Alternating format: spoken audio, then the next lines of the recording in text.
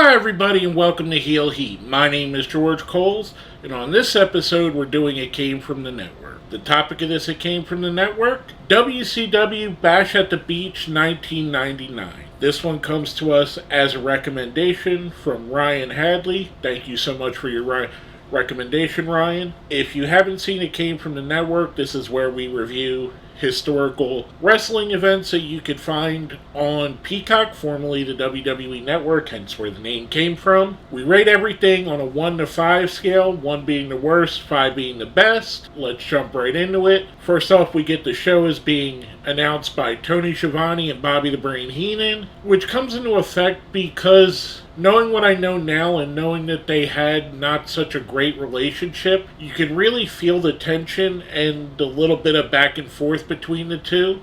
We go into our first match of the show, which is Ernest the Cat Miller versus Disco Inferno. I thought this was a good match. They start off with like a little dance competition and they go into the wrestling. The Cat was someone that in these later stages of WCW, he was someone that I was a fan of. I thought he had a real big upside here. Watching it back now, his charisma doesn't transfer as much as it did watching him week to week. Disco Inferno is one of those guys that's kind of underrated just because his role was more of a comedy wrestler for most of his career or a low to mid card guy, but he is a really good wrestler. The Cat picks up the win after using a loaded dancing slipper. I'm going to give this one a 3. I thought it was a good way to start the show. Next up we have for the WCW TV Championship, Van Hammer going up against Rick Steiner. This was when Rick and Scott had came back together, and Rick was more of a heel. They were still doing their solo runs, but they were more helping each other at this time. I liked this match. I thought it was good. There were a couple times where it just missed the mark a little bit.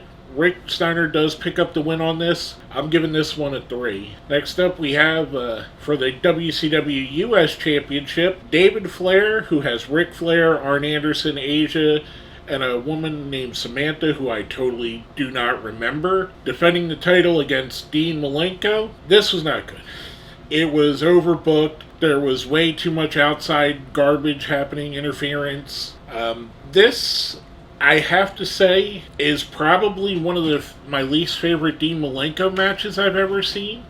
And I don't remember it being that terrible. I don't remember David Flair's run as bad as most people do, but this definitely was bad. David Flair had no charisma at all. He had nothing that Rick has. He had nothing that his sister Charlotte has. Don't get me wrong, he wasn't totally terrible, but it was so obvious that he needed to be somewhere other than wrestling. And I'm not knocking David Flair. I hope he's successful in whatever he's doing right now. But he is definitely out of the Flair family, and even including Reed, who I seen a little bit of his independent stuff before he passed away. David's probably the least charismatic, and I think a lot of it has to do with how close to the pinnacle of Rick's career that this happened was. After a lot of tomfoolery, David Flair does pick up the win. I'm giving this one a 1. Next up, we have probably one of the most memorable rivalries of this time, for good or bad or worse. We got the No Limit Soldiers, which is represented by Conan, Rey Mysterio Jr., B.A., who is Brad Armstrong, and Swole, who is Master P's cousin. Master P, rapper, owner of No Limit Records.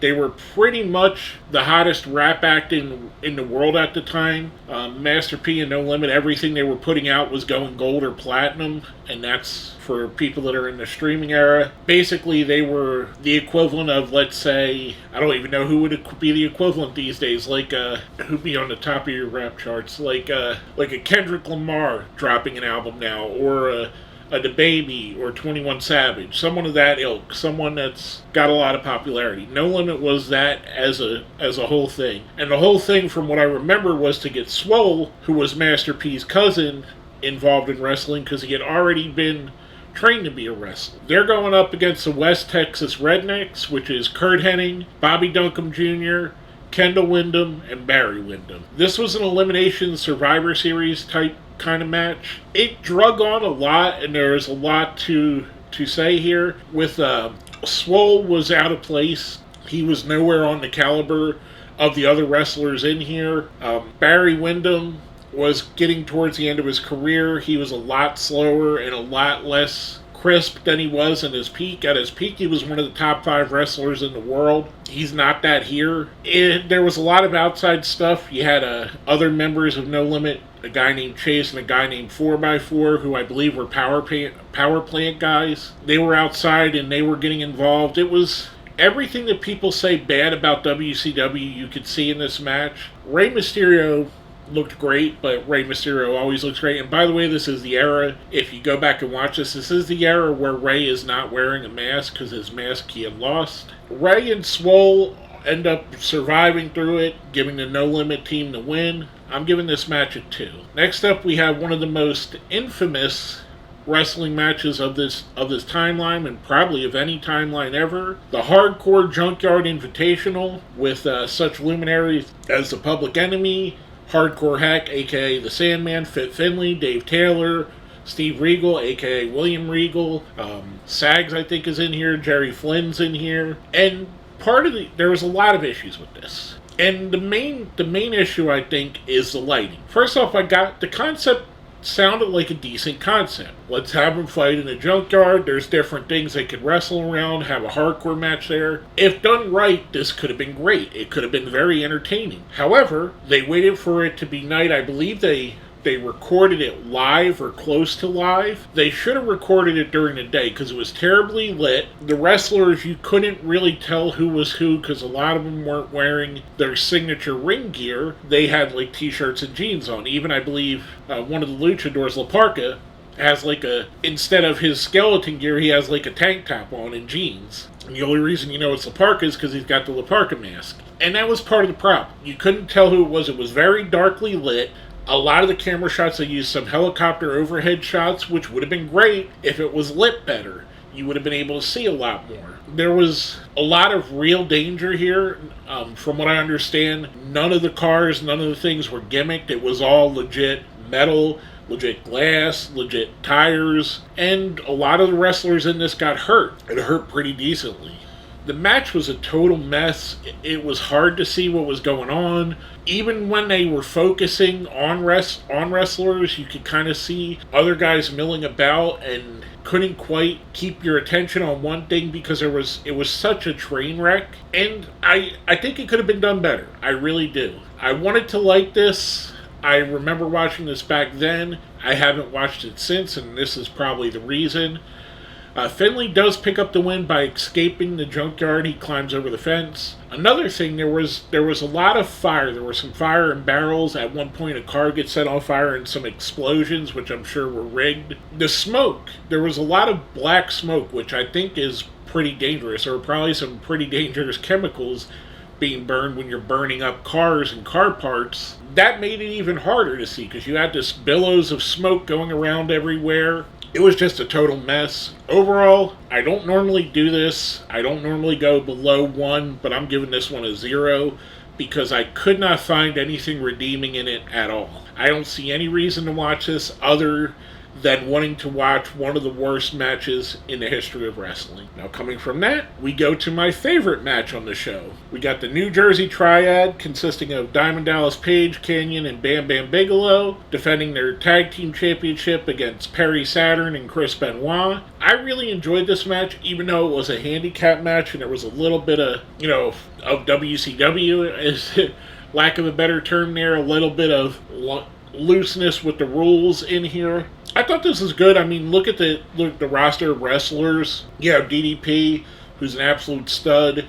Kanyon, one of the great innovators, a highly underrated wrestler. Bigelow as well. DDP, Kanyon, and Bigelow, Kanyon, and Saturn, 3 criminally underrated wrestlers, 3 fantastic in-ring performers. Chris Benoit, save for the end of his life, is a top-tier wrestler in the history of wrestling. The crap at the end of his life disqualifies him for being on those lists, but when you watch his matches, and I kind of try to separate his matches from what he did, and it's hard at times, but when you watch his matches, there really wasn't anybody better than him. Triad does pick up the win here, DDP, Kanyon, and Bigelow. I'm giving this one a 4. Like I said, it was my favorite match on the card. Next up, we go from great back into not so great. We get a boxing match with Buff Bagwell versus Roddy Piper, with a special referee, Mills Lane, who, if you remember Celebrity Deathmatch, he was the claymation referee there. His fame, he just rose to fame here because he was the referee in the rematch between Mike Tyson and Evander Holyfield when Tyson bit Holyfield's ear. So he got a lot of popularity coming off of that. He was getting a lot of bookings outside of boxing, this being one of them. So he was a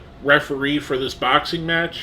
And as much as people want to say wrestling is fake and choreographed and it looks fake, a worked boxing match looks a million times worse than any worked wrestling match. This was absolutely terrible. Buff Bagwell and Roddy Piper, one of my favorite wrestlers of all time. Buff Bagwell, very good at this time. He's another one on that list of underrated wrestlers.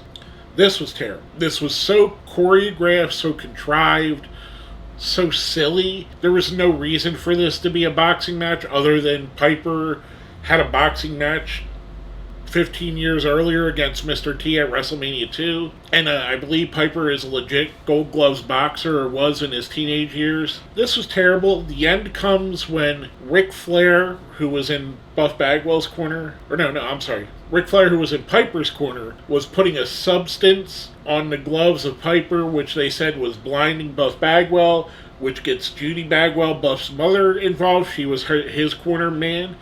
And at the end, we see her put the spit bucket over Flair's head. Buff hits a blockbuster in a boxing match, and Mills counts the pin for a 3 in a boxing match. Buff picks up the win. I did it earlier, and I don't like doing it much. I like to stay within the 1 to 5 scale. But again, I gotta give this one a 0. There was no redeeming quality about this either. Unless you really like just really bad wrestling or really bad boxing, there's no reason to ever watch this. Now we go into our main event, which is probably the most WCW a main event could be. We get Macho Man Randy Savage and Sid Vicious teaming up against Sting and Kevin Nash. Kevin Nash at the time is a world champion, and if any of the other 3 members of this match pin Nash, they would become WCW champion. So in a tag team match where Sting and Nash are tag team, Sting could pin Nash and become a champion. It's WCW. We had Savage had with him Miss Madness, who would go on to be Molly Holly, Medusa, and Gorgeous George, who all get involved at some point. Gorgeous George looks to turn on Savage, gets on the Nash's side. The end comes where Gorgeous George hits a low blow, and the first time it looked like she botched it, so she had to do it a second time on Nash. Sid slams him, and then Macho Man hits the elbow. Macho Man picks up the win for his team, wins the World Championship for himself. The action, other than the wonky finish, was pretty good.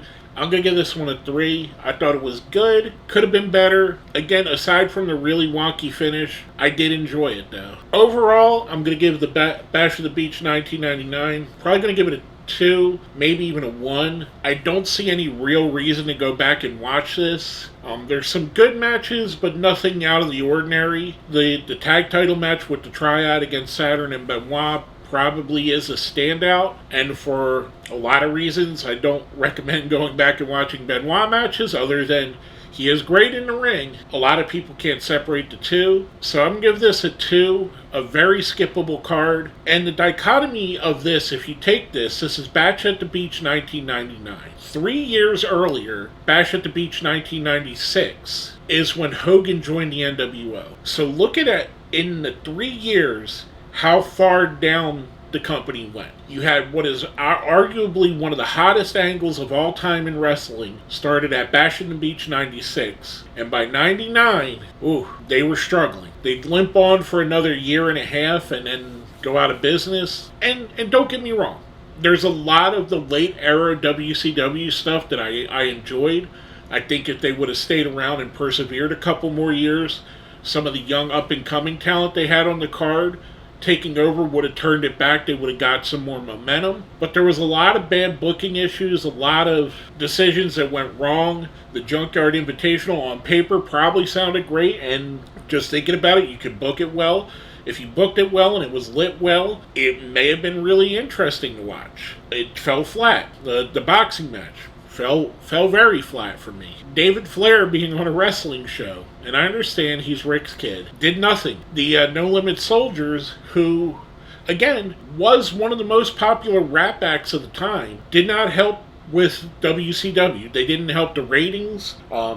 Famously, the fans were cheering for the heels, which were the West Texas Rednecks, because of their hilarious song, Rap is Crap, which Kurt Hennig played fully earnestly and leaned in the hilarity of it. So No Limit did nothing for them. They had other things like signing the Kiss Demon that did nothing for them. The Finger Poke of Doom. There was a lot of stuff that piled up for WCW that it was bad and it just kept getting worse. The Vince Russo era. That all made WCW ultimately lose the Monday Night War. With all that being said, again, thank you, Ryan Hadley, for the recommendation. Even though it's a bad show, it is fun to go back and watch and look at the history and look and see where some things were falling off the rails here. I really appreciate your recommendation. And if you want to recommend something, leave it in the comments. I usually do at least 9 out of 10 recommendations I try to accommodate.